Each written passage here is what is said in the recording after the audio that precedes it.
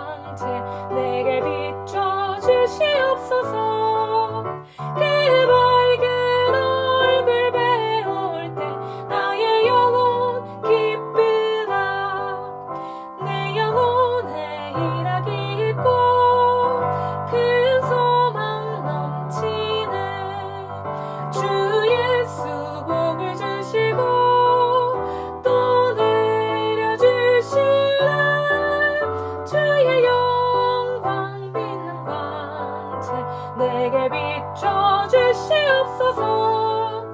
그 밝은 얼굴 배울 때 나의 영혼 기쁘다. 오늘 허락하신 하나님 말씀 고린도전서 9장 1절에서 9절까지 고린도전서 9장 1절부터 9절까지의 말씀입니다. 함께 읽겠습니다.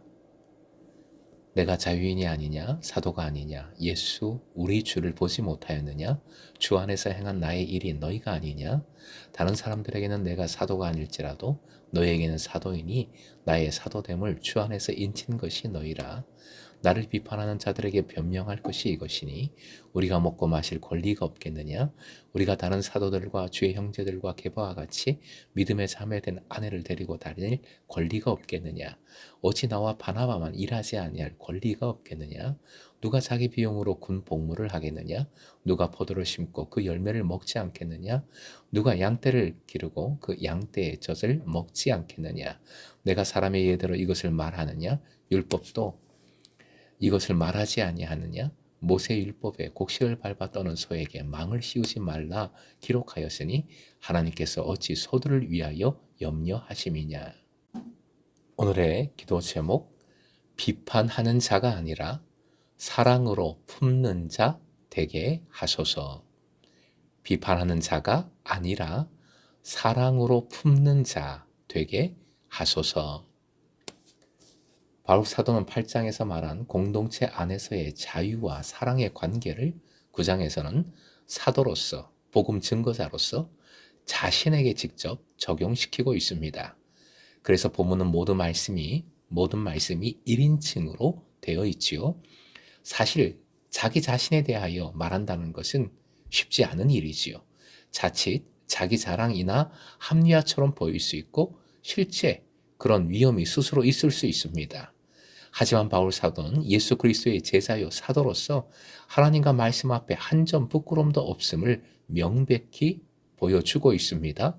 이미 8장에서 바울 사도는 사랑을 위해서는 자기의 지식도 제한할 수 있으며 다른 형제와 자매를 위한 일이라면 사도로서 누릴 수 있는 권리까지도 포기할 용의가 있다 선언했습니다.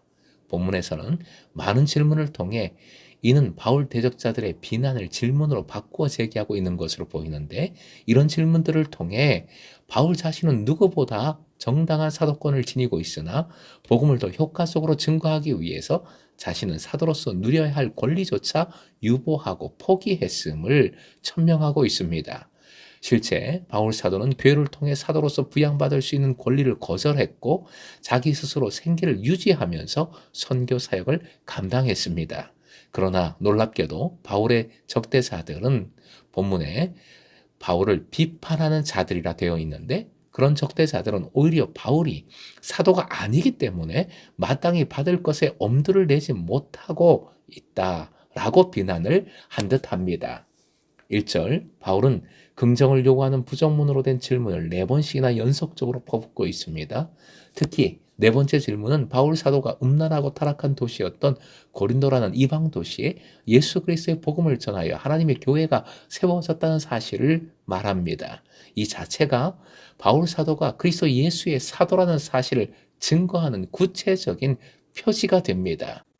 그러기에 다른 사람은 몰라도 복음을 전함으로 내가 직접 세운 고린도 교회의 교우들에게만은 사도일 수밖에 없다. 고린도 교회 교우들이 주 안에서 나의 사도성을 증명한다라고 확실하게 말하고 있습니다. 3절, 나를 비판하는 자들이라는 표현은 바울이 사도가 아니라고 판단하고 비판하고 비난했던 이들이지요.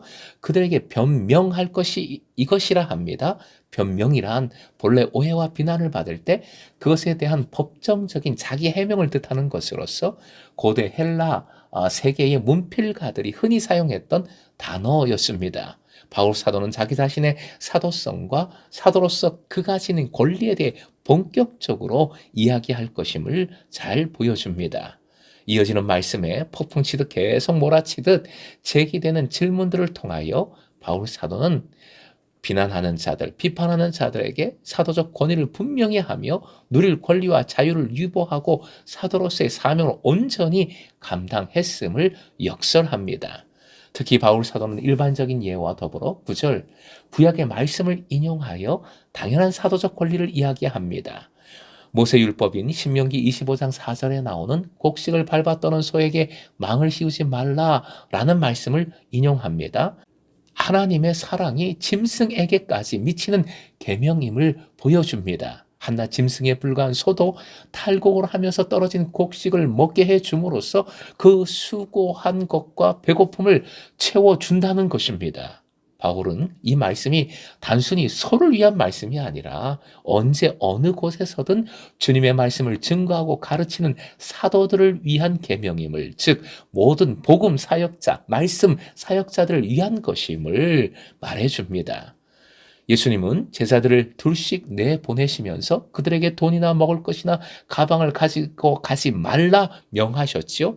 하나님 나라의 일을 하는 사람들은 그 하나님의 백성들로부터 생계에 필요한 것을 충당받도록 허락하신 것입니다. 누가복음 10장 7절 하여 보시고 함께 읽겠습니다. 그 집에 유하며 주는 것을 먹고 마시라. 일꾼이 그 삭을 받는 것이 마땅하니라.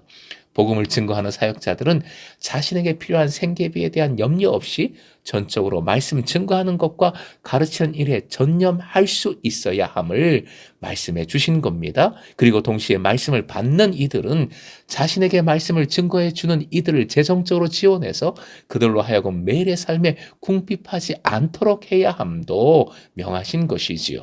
재정적 지원에 대해 비굴하게 느껴서도 안 되고 또한 그렇게 느끼도록 해서도 안 되겠습니다. 고린도후서 9장 7절 함께 읽겠습니다. 시작. 각각 그 마음에 정한 대로 할 것이요 인색함으로나 억지로 하지 말지니 하나님은 즐겨 내는 자를 사랑하시느니라. 하나님의 백성들은 즐거운 마음으로 헌금해야 합니다. 하나님께서 하나님의 일을 하는 사람들을 위해 그것을 정하시고 약속하셨기 때문입니다. 사랑하는 금성의 제자 여러분, 바울 사도가 마땅히 받아야 할 돈을 받지도 않고 자비량으로 사역하자 고린도 교회에 비판하는 자들이 사도가 아니니까 스스로 알아서 기는 것이, 자신이 없는 것이, 사도면 왜 안 받아? 이랬다는 것이지요. 복음 증거자에게 허락하신 권리가 세상적인 계산으로 마구 판단받고 있습니다. 지금도 여전히, 아니 더하면 더하지요. 재정에 대한 세상의 지혜와 방법이 이 땅의 공동체 안에 그대로 들어와 재정적인 마찰과 갈등이 끊임이 없습니다. 우리는 비판하는 자들이 되지 마십시다. 우리는 사랑하는 자, 나누는 자, 즐겨내는 자들이 되십시다. 내 자식을 사랑하여 모든 것을 다 퍼주는 부모가 다른 자식에게는 그렇게 매정할 수가 없습니다. 그런 세상의 허접한 사랑, 자기 자신만 챙기기가 아니라 그리스도의 말씀으로, 사랑으로 다른 지체를, 사역자들을 품으십시다.